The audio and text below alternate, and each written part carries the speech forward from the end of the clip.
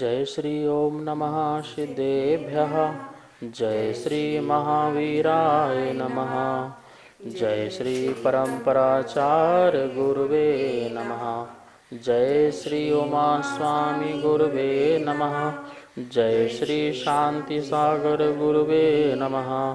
जय श्री विद्यानंद गुरुवे नमः। मोक्ष मार्गस्य नेतारं वेतारं कर्म भूभृतां ज्ञातारं विश्वतत्त्वानां वन्दे तद्गुणलब्धये। मंगलम भगवान वीरो मंगलम गौतमो गणी मंगलम कुंद कुंदार्यो जैन धर्मोस्तु मंगलम। तत्वाश्रुत परम मांगलिक ग्रंथ है। आचार्य कुंद के पट्ट शिष्य आचार्य उमा स्वामी द्वारा यह विक्रम की प्रथम शताब्दी में लिखा गया है। यह सूत्रात्मक शैली है। संस्कृत इसकी भाषा है। 10 अध्यायों में विभाजित है और 7 तत्वों का जिसमें बहुत सुंदर वर्णन है। प्रौढ़ इसकी शैली है और इसमें द्वादशांग का बिल्कुल सार भरा हुआ है। हम सबको पढ़ना चाहिए। हम द्वितीय अध्याय में पढ़ रहे थे जीव के असाधारण भाव, उपयोग, लक्षण एवं संसार अवस्था में उसकी इंद्रियां, शरीर आदि के बारे में। कल अपन ने देखा था तेजस शरीर के बारे में कि तेजस शरीर सामान्य भी होता है और विशेष रिद्धिधारी मुनिराज को भी होता है। और वह तेजस जो शरीर है मुनिराज के किस प्रसंग में निकलता है, तो एक करुणा के प्रसंग में और एक क्रोध के प्रसंग में। मुनिराज को जब एक असीम करुणा जीवों के प्रति होती है तो वह तेजस शरीर शुभ कार्य हेतु निकलता है और जितनी दूर वो जा सकता है वहाँ तक वह सभी जगह शुभक्ष हो जाता है, निरोगी हो जाते हैं, महामारी दूर हो जाती है और सभी जगह सुख शांति और समृद्धि का वातावरण, आनंद का वातावरण हो जाता है। ऐसे मुनिराज की करुणा होती है। देखिए कितनी करुणा मुनिराज के अंदर होती है। और एक क्रोध के प्रसंग में निकलता है तो इससे अशुभ कार्य होते हैं और वह हम स्वयं को भी नुकसानदायक होता है, पर को भी होता है। महानुभाव, इसका अर्थ ये मत ले लेना कि मुनिराज हमेशा क्रोध ही करते रहेंगे और हमारा बिगाड़ हो जाएगा। तो आप डर के मारे मुनिराज के पास न जाओ, मुनिराज से बात न करो, उनसे तत्व चर्चा न करो। आपके मन में शंका पैदा हो जाए कहीं महाराज जी गुस्सा हो गए, कहीं नाराज हो गए तो कोई अशुभ तेजस शरीर न निकल जाए और हमारा नुकसान न पहुंचा दें। पहली बात तो डरने की ज़रूरत नहीं है क्योंकि यह पंचम काल में यह शरीर होता ही नहीं है।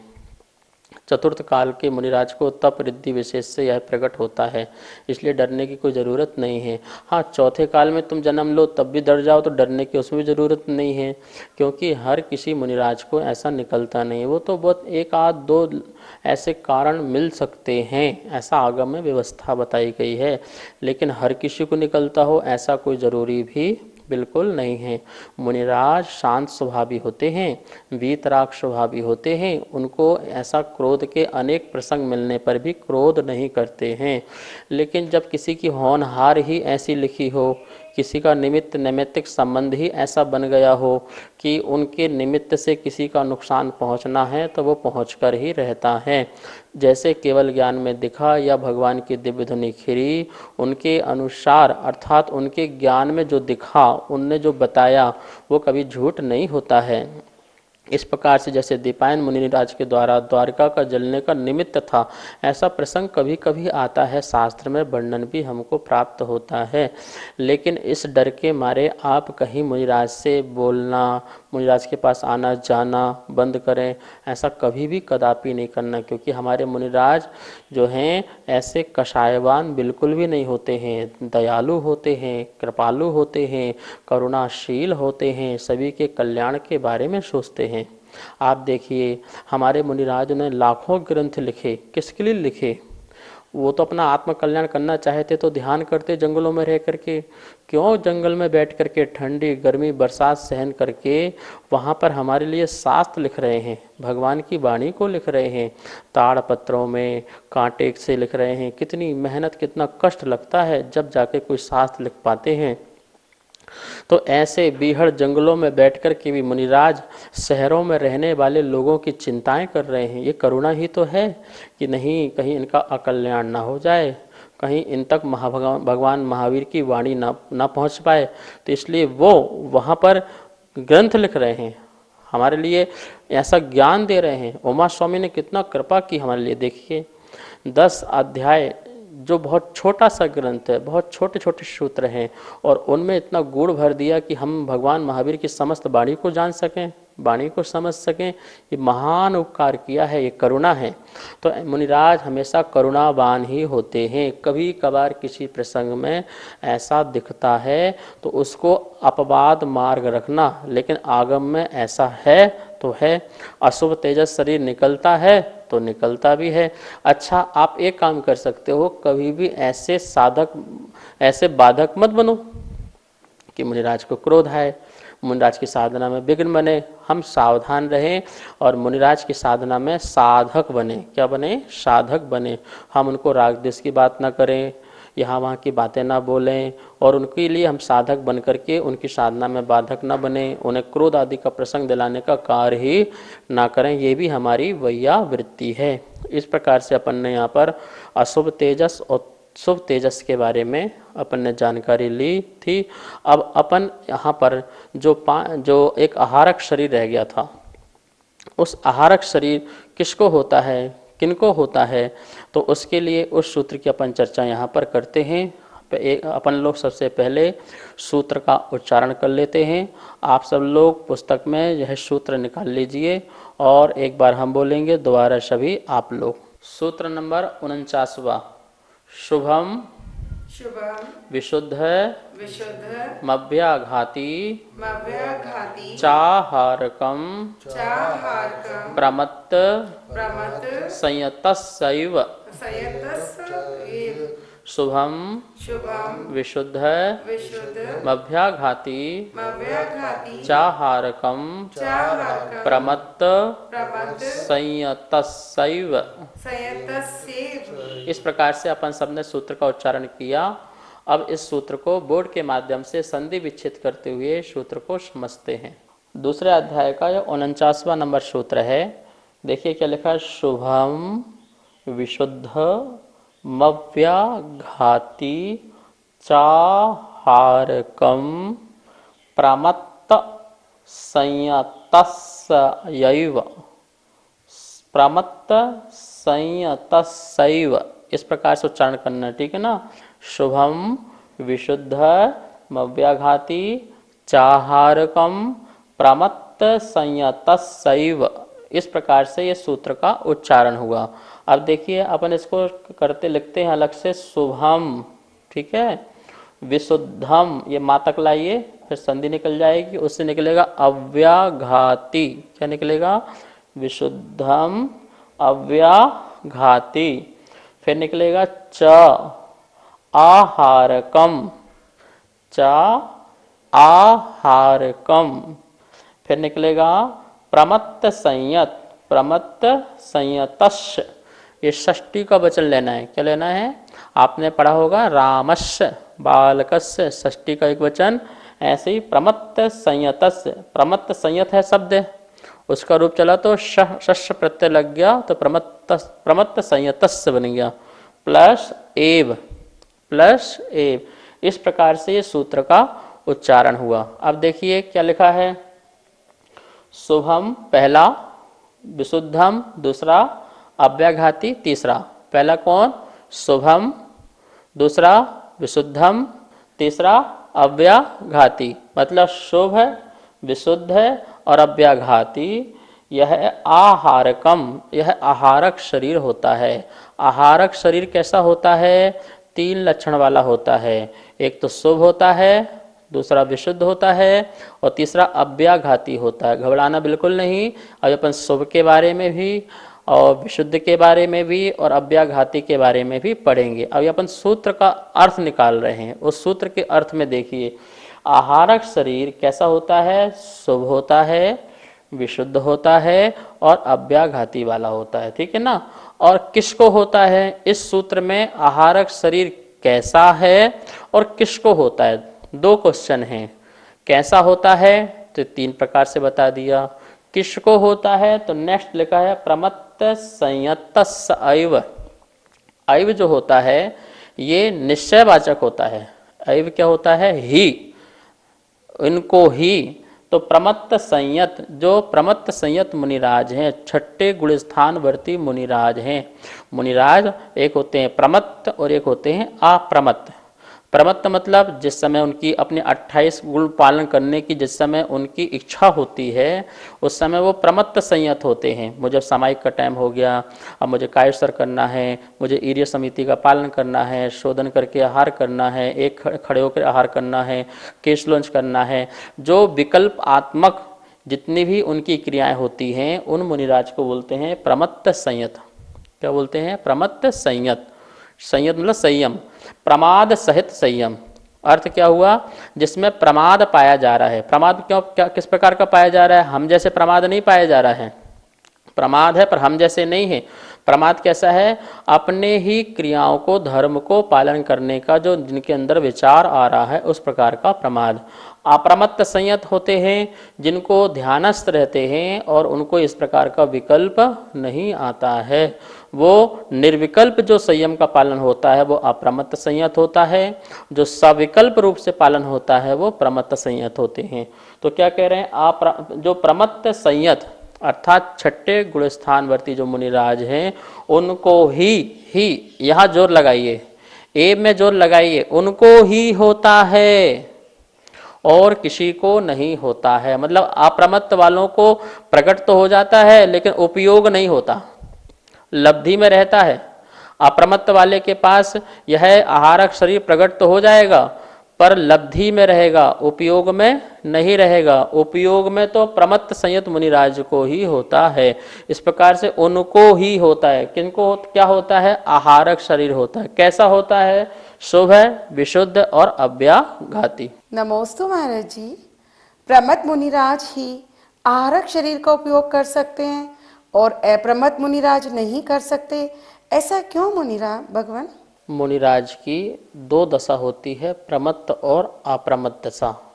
जब मुनिराज विकल्प स्थिति में होते हैं तो उनकी प्रमत्त दशा होती है, और जब मुनिराज को कुछ क्षण के लिए विकल्प नहीं होता है अपने 28 मूल गुण संबंधी, व्रतों संबंधी, तो उस समय वो निर्विकल्प दशा होती है, वो अप्रमत्त दशा कहलाती। इस प्रकार से एक ही मुनिराज अंतर मुहूर्त में अप्रमत्त में चले जाते हैं और अंतर मुहूर्त के बाद अप्रमत्त से प्रमत्त में आ जाते हैं। लेकिन दोनों के अंतर मुहूर्त में अंतर है। अप्रमत्त का जो अंतर मुहूर्त है वो कम वाला अंतर मुहूर्त है और प्रमत्त का जो अंतर मुहूर्त है वो ज़्यादा वाला अंतर मुहूर्त है। ठीक है ना? तो इस प्रकार से जब मुनिराज अप्रमत्त में गए तो उस समय वह इस आहारक शरीर का उपयोग नहीं कर सकते, क्योंकि अप्रमत्त दशा में लेखन क्रिया नहीं चलेगी। अप्रमत्त दशा में उनको शरीर संबंधी का किसी प्रकार का रोग का भान नहीं आएगा। तो इस प्रकार से प्रमत्त दशा में ही मुनिराज को किसी विषय को शंका प्रकट होगी। कुछ लेखन कर रहे हैं और उसमें सूक्ष्म बात आ गई, समझ में नहीं आ रहा है, तो उस समय आहारक शरीर फिर वो उपयोग कार्य करेगा।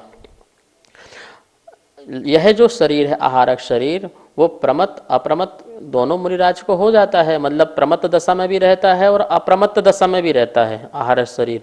लेकिन अप्रमत्त दशा में मुनिराज के वो लब्धि रूप में रहता है और प्रमत्त दशा में वो उपयोग रूप में रहता है।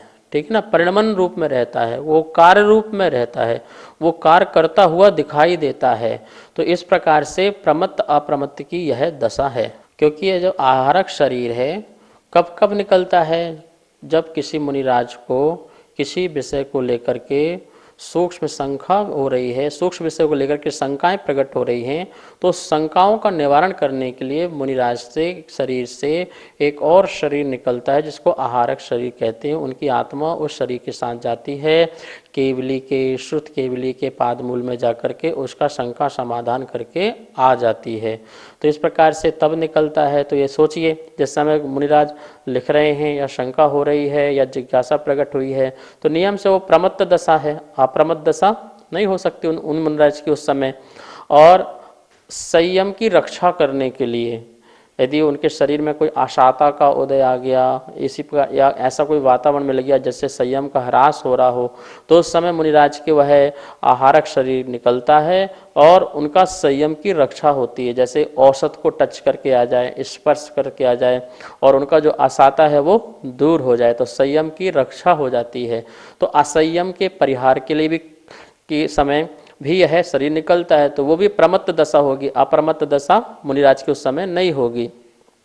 और भी कारण हैं जिन कारणों से आहारक शरीर का बाहर आदि निकलता है। जैसे मुनिराज को जिन दर्शन के भाव बन गए, जिन जिन चैत्यालय के, जिन प्रतिमाओं के दर्शन करने के भाव बने, जिन वंदना भाव बने, तो समेत करके भाव बने दर्शन करने के, तो क्या होगा, उस समय भी आहारक शरीर जा निकलेगा, दर्शन करके आएगा और दर्शन करके पुनः शरीर में आ जाएगा। तो वो भी दशा कौन सी होगी, वो भी प्रमत्त दशा होगी। अप्रमत्त दशा उस समय मुनिराज की नहीं होगी। इसलिए यहाँ पर बताया गया है कि प्रमत्त संयत मुनिराज को ये आहारक शरीर होता है। उन मुनिराज की जब अप्रमत्त दशा होगी तो उस समय यह शरीर लब्धि रूप में रहेगा, पर उपयोग रूप में, परिणमन रूप में, कार्य रूप में नहीं रहेगा। गुरुजी नमोस्तु। लब्धि और उपयोग किसे कहते हैं? लब्धि और उपयोग, लब्धि शक्ति विशेष को कहते हैं और उस शक्ति के परिणमन को उपयोग कहते हैं। ध्यान रखना, जो शक्ति प्रकट हुई है उसे लब्धि कहते हैं और उस शक्ति का जो परिणमन है, पर्याय है, उसे उपयोग कहते हैं। जैसे कि आपको अनेक शास्त्रों का ज्ञान हो गया, उस ज्ञान की शक्ति प्रकट हो गई, वो आपके लिए लब्धि में आ गया, और जिस समय आप किसी ज्ञान को जान रहे हैं, समझा रहे हैं, वो उपयोग में हो गया। जैसे आपको संस्कृत भी आती है, प्राकृत भी आती है, हिंदी अंग्रेजी सब आती है, लेकिन जिस समय आप जो भाषा बोल रहे हैं तो उस भाषा का जो परिणमन चल रहा है वो उपयोग हो गया, और बाकी उस समय अन्य भाषा आपकी लब्धि रूप में, शक्ति रूप में आत्मा में विराजमान है, ज्ञान उतना उघाड़ है, वो लब्धि हो गई। ऐसे ही यहाँ पर वीर्यांतराय कर्म के क्षयोपशम से जो आत्मा में शक्ति प्रकट हुई है वो लब्धि हो गई, और उस लब्धि का परिणमन जो शरीर से अभिव्यक्ति दिखाई दे रही है, जो आहारक शरीर के रूप में दिखाई दे रहा है कि आहारक शरीर जा रहा है, आ रहा है, ये आत्मा की शक्ति है। आत्मा की शक्ति का अभिव्यक्ति आहारक शरीर के माध्यम से दिखाई देता है। ऐसे तेजस शरीर के माध्यम से भी दिखाई देता है, वैक्रिक शरीर के माध्यम से दिखाई देता है। जो भी हमारी आत्मा की शक्ति है उस शक्ति का ही अभिव्यक्ति जो औदारिक, वैक्रिक, आहारक, तेजस शरीर आदि के माध्यम से दिखाई देती है, वो हमारा उस समय आत्मा का उपयोग लगता है, परिणमन होता है उपयोग। ठीक है ना। तो इस प्रकार से यह लब्धि और उपयोग है। जो यहाँ बात चल रही थी कि अप्रमत्त मुनिराज के वो आहारक शरीर की जो शक्ति है वो उपयोग रूप में, लब्धि रूप में रहती है, और जब प्रमत्त गुण स्थान में मुनिराज आते हैं तो उसका शक्ति का प्रकट होता है, परिणमन होता है पर्याय रूप में, तो वो हमें सामने दिखाई देता है मुनिराज को कि उनकी शंका का निरसन हो रहा है, उनका रोग दूर हो रहा है। इस प्रकार से वह उपयोग रूप में दिखता है। फिर आहारक शरीर कैसा होता है, तो अपन ने देखा शुभ, विशुद्ध और अव्याघाती होता है। तो यहाँ पे देखिए क्या लिखा है, आहारक शरीर शुभ। शुभ कैसा होता है, अच्छे कार्य के लिए होता है। कैसा होता है, यह है अच्छे कार्य के लिए। जैसे अशुभ तेजस होता है वो बुरे कार्य के लिए भी होता है, लेकिन आहारक शरीर बिल्कुल भी ऐसा नहीं है, वो शुभ कार्य के लिए होता है, इसलिए शुभम, इस शुभ बोला गया है कि आहारक शरीर कैसा है, शुभ है, अशुभ नहीं है। आचार्य को इसलिए यहाँ सूत्र में बताना पड़ा कि भैया जैसा तेजस है वैसा मत मान लेना कि जैसे तेजस अशुभ भी होता है तो आहारक भी अशुभ होता होगा। बोले नहीं, शुभम कैसा है, वो अच्छे कार्य के लिए ही आहारक शरीर होता है। फिर लिखा है विशुद्ध है। विशुद्ध मतलब क्या है, शुभ कर्म के कारण श्वेत वर्ण और सम चतुर संस्थान वाला होता है। कैसा होता है वो, एक तो श्वेत वर्ण वाला होता है आहारक शरीर। आहारक मतलब ये भोजन पानी की बात मत लेना, आहार वर्गणाएं, ऐसे आहार वर्गणाओं से ऐसा शरीर निर्मित होता है जो श्वेत वर्ण का होता औदारिक शरीर का ही परिणमन है, परिणमित होता हुआ औदारिक शरीर का आहारक शरीर होता है। लेकिन कैसे रंग का होता है, जब वो निकलता है तो श्वेत रंग का होता है और सम चतुर संस्थान वाला होता है। ठीक है ना। इस प्रकार से शुभ कर्म के कारण से ऐसा विशुद्ध वाला होता है। तीसरा क्या लिखा था अपन ने, अव्याघाती मतलब व्याघात रहित, यह जो आहारक शरीर है ढाई दीप में न किसी से रुकता है और न किसी को रोकता है। कहाँ पर? ये ढाई दीप में ना किसी से रुकता है और ना किसी को रोकता है। इस प्रकार से ये अव्याघाती मतलब व्याघात रहित वाला शरीर होता है। नमोस्तु गुरुदेव। आहारक शरीर ढाई दीप से बाहर क्यों नहीं जाता है? कृपया शंका का समाधान कीजिए। आहारक शरीर ढाई दीप से बाहर इसलिए नहीं जाता है कि किसी मुनिराज को यदि शास्त्र संबंधी या किसी विषय को संबंधी शंका पैदा हुई तो तीर्थंकरों का जो सद्भाव है वो ढाई दीप के अंदर ही है, ढाई दीप के बाहर नहीं है। कोई भी केवली, शुद्ध केवली या तीर्थंकर वो ढाई दीप के बाहर नहीं पाए जाते हैं। इसलिए उनका जो आहारक शरीर कहाँ तक जाएगा? ढाई दीप में जहाँ भी ये शुद्ध केवली, तीर्थंकर आदि होंगे वहीं तक जाएगा। तो इसलिए ढाई दीप के बाहर आहारक शरीर नहीं जाता है। वो ढाई दीप के अंदर ही जिन वंदना करना हो, जिन दर्शन करना हो या रोग का परिहार आदि होने के लिए, औषध आदि के लिए स्पर्श करना हो, वह ढाई दीप के अंदर ही आहारक शरीर जो है उसकी इतनी ही उपादान शक्ति है, ऐसा ही निमित्त है जिससे वह बाहर नहीं जाता है। इस प्रकार से अपन आहारक शरीर के बारे में ढाई दीप के अंदर ही होता है ये जाना। आहारक शरीर का स्वरूप देखिए यहाँ पर स्लाइड में क्या लिखा हुआ है। कहाँ से उत्पन्न होता है? तो ये उत्तमांग, जो उत्तम शरीर का उत्तम अंग जो सिर है, मस्तक है, यहाँ से आहारक शरीर बाहर निकलता है। ठीक है ना, उत्पत्ति स्थान इसका ये है। कितना बड़ा होता है? तो ये एक हाथ प्रमाण का होता है। आप नोट करते जाइए, लिखते जाइए, एक हाथ प्रमाण का होता है। रंग कैसा होता है? श्वेत वर्ण का होता है। संस्थान कैसा होता है? सम चतुर संस्थान। ऐसा नहीं कि उसका सिर बड़ा हो, पैर छोटे हों, तो इस प्रकार सम, जैसे हमारे भगवान की प्रतिमा जो होती है वो सम चतुर संस्थान होती है, वैसा ही उसका आकार होता है। अवयव शुभ नाम कर्म के उदय से यह शुभ होता है। संगनन, इसमें कोई रस धातु आदि, हड्डी चर्म आदि ऐसा नहीं होता, ये धातु उपधातुओं से रहित होता है। और व्याघात रहित मतलब किसी को न रोकता है न किसी से रुकता है ढाई दीप के अंदर। इस प्रकार से आहारक शरीर की ये विशेषताएं हैं और इसका स्वरूप है। ये कितने काल के लिए होता है? ये अंतर मुहूर्त काल, जगन्न भी अंतर मुहूर्त काल है और उत्कृष्ट भी अंतर मुहूर्त काल है। लेकिन जगन्न वाले अंतर मुहूर्त से कुछ अधिक विशेष, अंतर मुहूर्त दोनों में ही है, जगन्न भी और उत्कृष्ट भी। लेकिन जो उत्कृष्ट का जो अंतर मुहूर्त है वो जगन अंतर मुहूर्त से थोड़ा विशेष कुछ अधिक होता है, लेकिन दोनों ही अंतर मुहूर्त हैं। इस प्रकार से आहार शरीर का ये काल है, ये समय है, ये पीरियड है। इस प्रकार से अपन ने देखा आहार शरीर प्रमथ सहित मुनिराज को होता है, शुभ होता है, विशुद्ध होता है, अव्याघाती होता है, इसका काल अंतर मुहूर्त होता है और इसका रंग रूप अवयव हम सब ने जाना। इस प्रकार यहाँ पर आहारक शरीर की बारे में जो जानकारी मिली उसको अपन ने देखा, सुना, समझा। इसे आप मंथन और मनन करें। आज का अध्ययन यहीं पर संपन्न करते हैं। अब हम सब लोग जनवाणी स्तुति करेंगे। जा वाणी के ज्ञान से सुजे लोकालो, सो वाणी मस्तक धरो सदा देत हो दो। हे जनवाणी भारती तो हे जपो दिन रे, जो तेरा सरना धरे सो पावे शुभ। सभी को बहुत बहुत मंगल आशीर्वाद। जय जिनेन्द्र। जैसा कि आप सभी यहाँ पर देख रहे हैं, आचार्य श्री के द्वारा जैन पाठशाला में तत्वार्थ सूत्र का सरलीकरण करके चित्रों और स्लाइडों के माध्यम से जो अध्ययन कराया जा रहा है, उसी अध्ययन का यहाँ पर चित्रों स्लाइडों के माध्यम के साथ में यह पुस्तक यहाँ पर प्रिंट होकर के प्रथम अध्याय की पुस्तक हमारे पास में आ चुकी है।